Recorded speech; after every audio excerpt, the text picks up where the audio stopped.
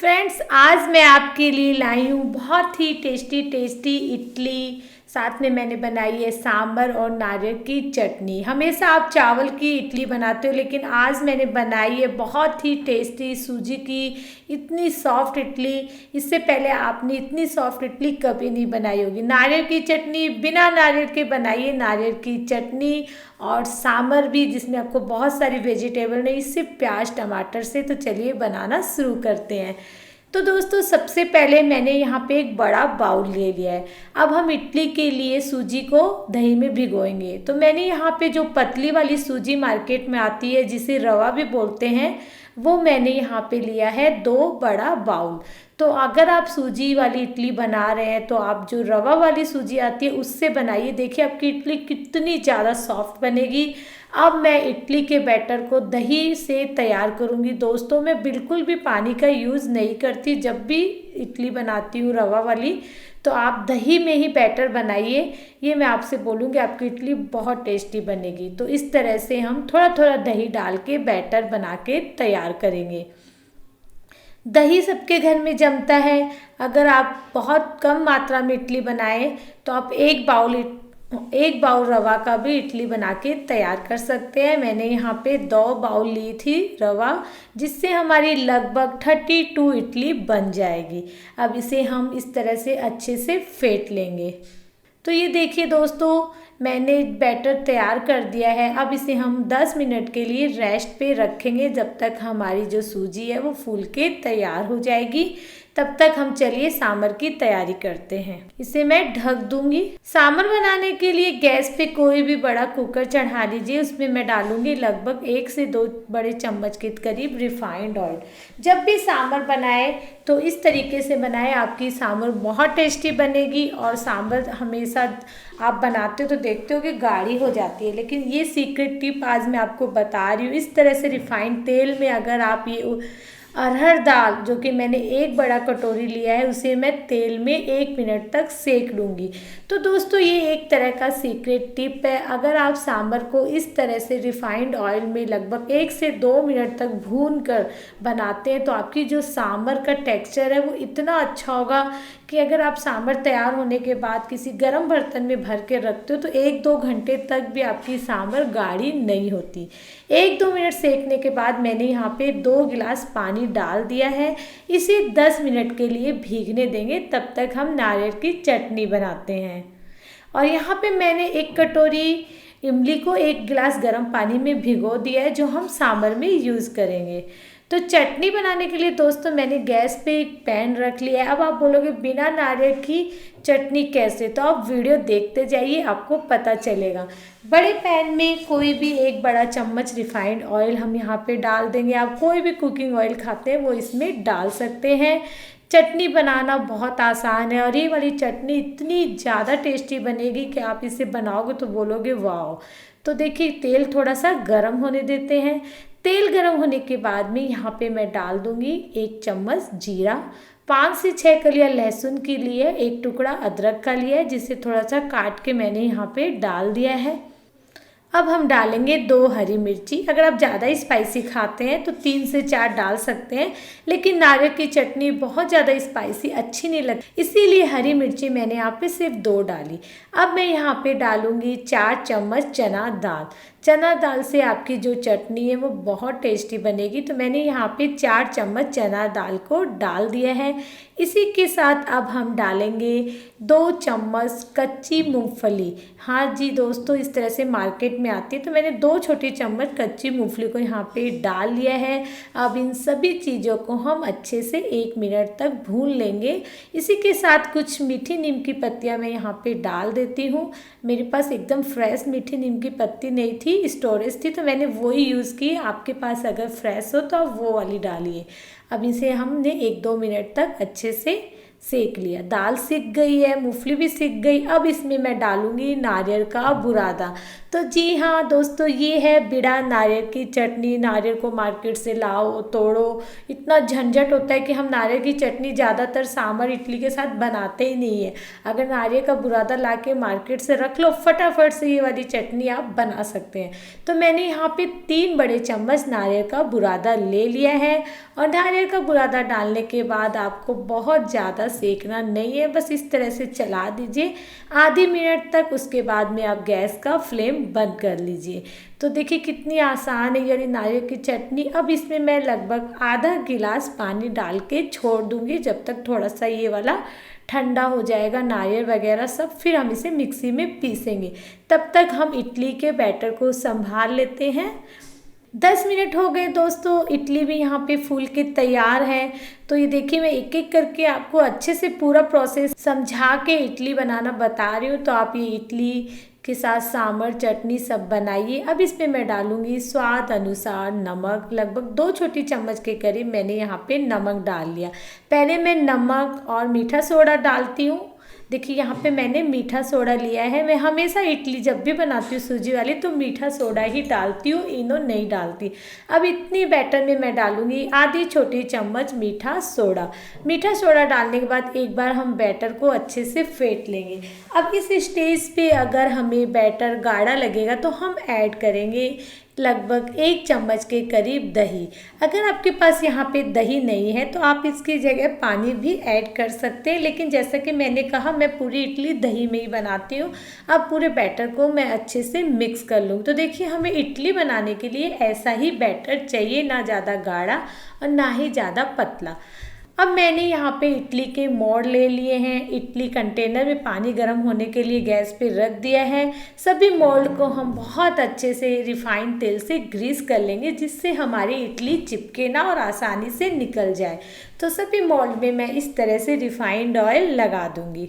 इडली का साँचा सबके घर में होता है तो आसानी से आप इडली बना सकते हैं। अब मैंने एक गोल चम्मच ले ली है छोटी, उसी चम्मच से मैं पूरे मोल्ड में बैटर भर दूंगी। इस तरह से क्या है ना, आपकी इडली की जो साइज है वो एक जैसी बनती है और इडली देखने में बहुत सुंदर लगती है।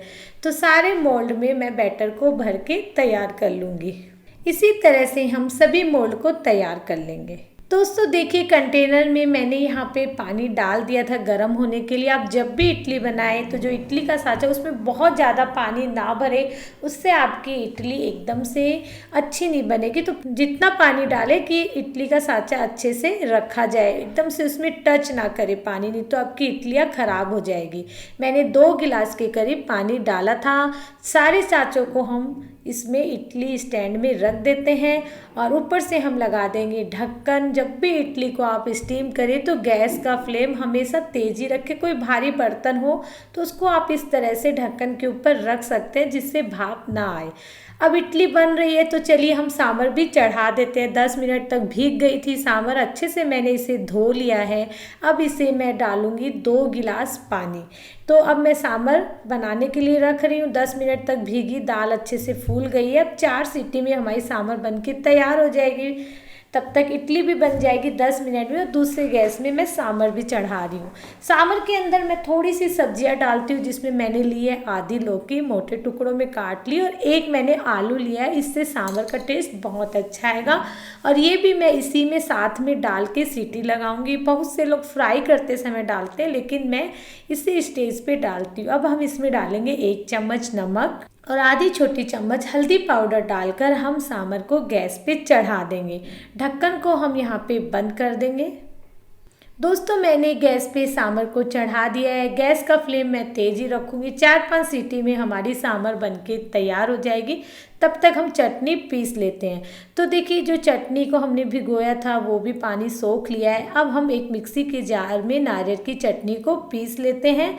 एक साथ पूरा बुरादा हमें नहीं भरना है, नहीं तो एकदम से चटनी जार से बाहर आ जाती है। थोड़ा सा पानी डाल के लगभग 1-2 चम्मच के करीब हम चटनी को पीस लेंगे। तो देखिए दोस्तों चटनी भी नारियल की पीस के बिल्कुल तैयार है।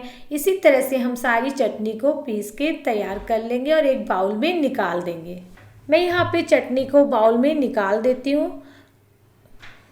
चटनी पीस के तैयार है। चटनी आप अपनी पसंद से जैसी चाहे वैसी गाढ़ी पतली रख सकते हैं। अब इसमें हम थोड़ा सा तड़का देंगे, तो उसके लिए मैं डालूंगी थोड़ा सा नमक, आधी छोटी चम्मच के करीब नमक।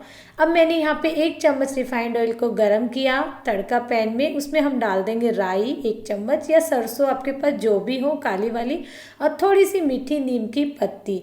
मेरे घर में छोटे बच्चे हैं तो मैं यहाँ पे लाल मिर्ची हरी मिर्ची नहीं डाल रही हूँ, आप चाहें तो फ्राई पैन में उसे भी डाल सकते हैं। अब देखिए चटनी बन गई। इडली को भी संभाल लेते हैं। 10 मिनट हो गए, स्टीम हमारी पूरी तरह से इडलियों में लग गई होगी। तो चलिए ढक्कन खोल के देखते हैं। वाह, देखिए फ्रेंड कितनी सॉफ्ट फूली फूली इडली लग रही है। मैं इसे आपको बाद में दिखाऊंगी कि कितनी सॉफ्ट बनी है। तो चलिए इन साँचों को हम रख लेते हैं। सभी साँचों को मैं गैस से उतार के नीचे रख लेती हूँ। इसी तरह से सारी इडली बना के तैयार करेंगे।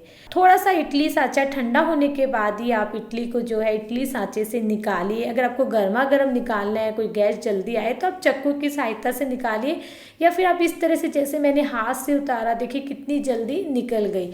तो इसी तरह से सारी इडलियों को मैं निकाल के एक बाउल में रख लेती हूँ। तो दोस्तों देखा सूजी की इडली बनाना कितना आसान है। बस जैसे मैंने वीडियो में बनाया वैसे ही बनाइए। देखिए कितनी सॉफ्ट फ्लफी इडली बनी है कि आप बोलोगे वाह, बहुत जालीदार बनी है। और आज तो साथ में मैंने सांभर चटनी सबकी रेसिपी आपको सिखाई है। तो इसी तरह से हम सारी इडलियों को बाउल के अंदर रख लेंगे। तो दोस्तों मैंने 1 साँचे इडली को बाउल में रख लिया है। सारी इडलियों को हम इसी तरह से बना के तैयार कर लेंगे। अब चलिए हमारी सांभर में भी 4 से 5 सीटियाँ आ गई है, उसे भी हम संभाल लेते हैं। तो दोस्तों कुकर में लगभग 4 से 5 सीटी आई। मैंने गैस का फ्लेम बंद कर दिया है, और जो एक्स्ट्रा सीटी वगैरह होती है वो भी हम निकाल लेंगे।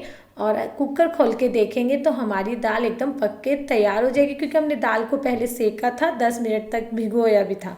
तो देखिए दाल हमारी एकदम परफेक्ट सिक के तैयार हुई है। तो अब इसे मैं आपको बताती हूँ इसके बाद आपको क्या करना है। देखिए लौकी आलू सब पक गए हैं।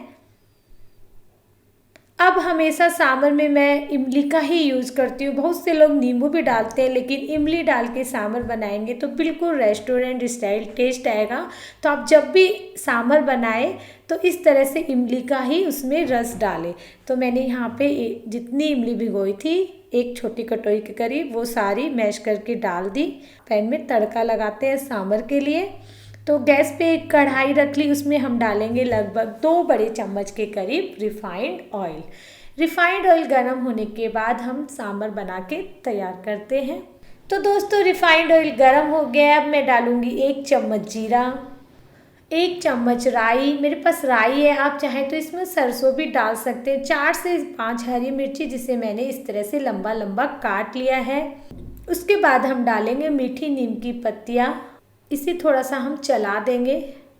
अब मैंने यहाँ पे लगभग 2 प्याज को छोटे छोटे टुकड़ों में चॉप कर लिया था, वो मैं इसमें डाल दूँगी।